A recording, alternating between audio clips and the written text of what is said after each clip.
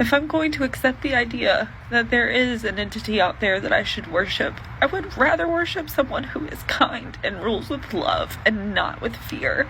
I know the story of Job. I know, the Lord giveth and the Lord taketh away. Blessed be the name of the Lord. I know all of that. That was exactly what I was told to believe. But it was never to the extent of their faith. Their faith feels 10 times what ours was. And so I decided to buy a Quran and to start reading it, because I need to understand, with everything that these people are going through, how they can still go to their God and worship him. There is an Islamic center in the city where I live, and honestly, it would be such a gift to be able to visit and just ask questions, because I don't understand. And I have been mourning for 3 weeks for the absolute tragedies that we have been seeing. But they are the strongest people I have ever seen in my life. And they believe so deeply.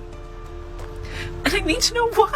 I am going to be beginning to read the Quran today, and I am so nervous. I was heavily indoctrinated in the Christian faith. I don't have any Muslim friends for me to ask questions about things, and the Islamic center that was here in the town where I live has shut down. My intention in reading is to try to get a better understanding of this faith that I am seeing exemplified by the Palestinian people right now, because it is a level of worship and adoration that is unmatched in any religion I have ever seen or been a part of before. I want to be respectful in how I approach this book. Hi. I am so glad that you are all here. Thank you so much for all of your kind words and all of the resources that you sent to me. I am thrilled to be reading the Quran and learning so much more about things that I did not understand and definitely had preconceived notions about. So deconstructing and learning something new, this is amazing. I was reading the Quran last night and I came across a really interesting part. I never knew, even growing up Christian and reading the Bible, I never knew that Mary had a backstory. It was never talked about. I did not know where Mary came from, other than the fact that she was from the town of Nazareth. Okay, I want to read this part. God chose Adam, Noah, Abraham's family, and the family of Imran over all other people. In one line of descent, God hears and knows all. Imran's wife said, Lord, I have dedicated what is growing in my womb entirely to you, so accept this from me.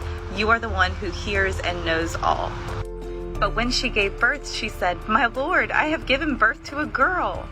God knew best what she had given birth to. The male is not like the female. I name her Mary, and I commend her and her offspring to your protection from the rejected Satan. Her Lord graciously accepted her and made her grow in goodness and entrusted her to the charge of Zachariah. In case you're wondering, yes, that is the Zachariah who is the father of John the Baptist. I never knew that story. I did not know any of that about Mary's mother.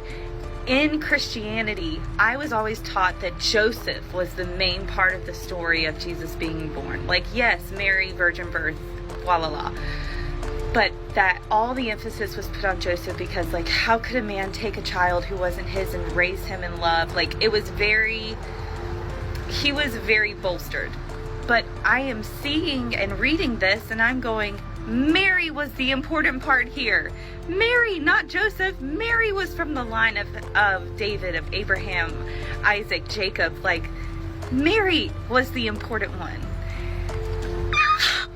I am having the best time reading. I cannot wait to share more with y'all and learn more. I just got to the surah titled The Women, so I cannot wait to read that.